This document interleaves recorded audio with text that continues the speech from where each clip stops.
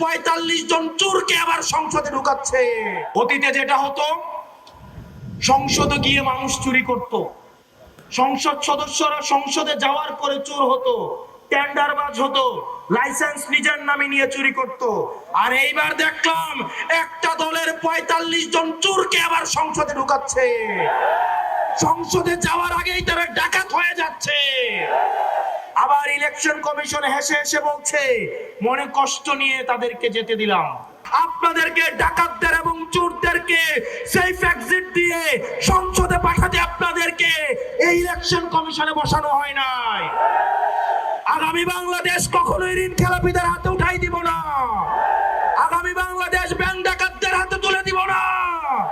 Bank ডাকাতদের জন্য, ঋণ খেলাপির জন্য এই বাংলাদেশের প্রত্যেক ইঞ্চি মাটিকে আমরা জাহান্নাম বানাই ফেলবো। এই ঋণ খেলাপিরা ব্যাংকের থেকে ঋণ নিয়ে বিদেশে পাচার করে তাদের পরিবারের জন্য বিদেশে সেফ হেভেন এবং বেগম পাড়া বানায়। আমাদের দেশের তরুণ প্রজন্ম কর্মসংস্থানের অভাবে কি নিদারুণ করুণ জীবন যাপন করে, আর এদের সন্তানরা বিদেশে থেকে মাদকের জীবন, বিদেশে থেকে বেলাল্লাপনার জীবন যাপন করে। আমরা স্পষ্ট ভাষায় বলছি, ঋণ খেলাপি এবং ব্যাংক ডাকাত তাদেরকে আমরা সংসদে যাইতে দিব না।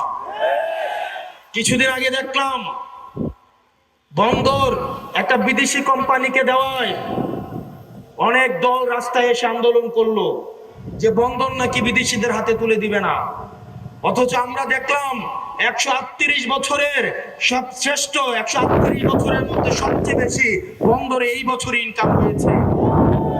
আপনারা বন্দর বিদেশিদের হাতে তুলে দিবেন না, কিন্তু প্রবাসীদেরকে এনে আপনারা সংসদে ঢুকাবেন। এই মুনাফিকে আপনারা নিয়ে কিভাবে ঘুমান?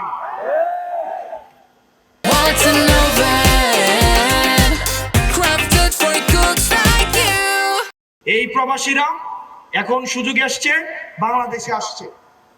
আবার যদি দেখে নির্বাচন উত্তর দক্ষিণ, তাদের যে পাসপোর্ট আছে সেটা নিয়ে আবার বিদেশে পালাবে। এই দেশের ভূমিপুত্ররাই এই দেশ শাসন করবে। কোন প্রবাসী এসে এই দেশ শাসন করতে পারবে না। যে বাংলাদেশের রক্তের সাথে, বাংলাদেশের মাটির সাথে, পানির সাথে, জনগণের সাথে যার কোনো সম্পর্ক নাই, বাংলাদেশের জনগণের নীতি নির্ধারণীতে এই প্রবাসীদেরকে, এই বিদেশিদেরকে তাদেরকে কোনো জায়গা দেওয়া হবে না। প্রিয় বাংলাদেশবাসী, প্রিয় তরুণ প্রজন্ম, আমাদের আগামী বাংলাদেশটা, আমাদের অতীত প্রজন্ম যে ভুল করে গিয়েছে, সেই ভুলের দায়ভার, সেই ভুলের মাসুল আমরা তরুণ প্রজন্ম বারবার আমরা দিতে পারবো না। ইতিহাসের প্রত্যেকটা প্রান্তে আমাদের অতীত প্রজন্ম ইতিহাসের ভুল প্রান্তে তার অবস্থান নিয়েছে এবং সেটার দায় আমাদেরকে রক্ত দিয়ে আমাদেরকে সেটার দায় শোধ করতে হয়েছে।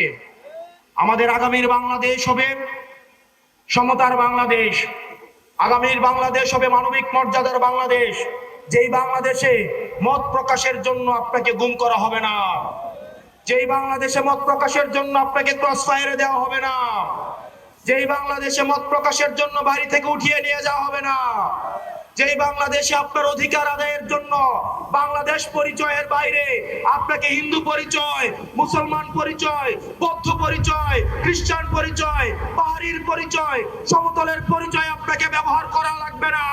আপনার কেবলমাত্র পরিচয় আপনি বাংলাদেশি পরিচয়ে আপনি সাম্য, মানবিক মর্যাদা, ন্যায় বিচারের আপনি সমান অধিকার পাবেন ইনশাআল্লাহ।